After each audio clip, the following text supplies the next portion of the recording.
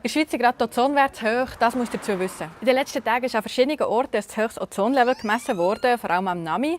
Das kann unserer Gesundheit schaden. Es gibt aber ein paar Sachen, die man dagegen machen kann. Das erkläre ich dir gerade. Aber was ist Ozon überhaupt? Ozon ist ein Gas, das uns eigentlich vor UV-Strahlung schützt. Hier bei der Ozonschicht ist das super. Wenn es hier unten bei uns aber zu viel vorkommt, dann nicht. Und das ist im Moment gerade der Fall. Wenn die Sonne nämlich so stark scheint, wandelt sie Schadstoffe, die die Menschen verursachen, in Ozon um. Zum Beispiel Stickoxid aus den Abgasen von Autos. Vielleicht merkst du, dass deine Augen brennen oder beißen. Es kann sein, dass du husten oder schlechter schnaufen.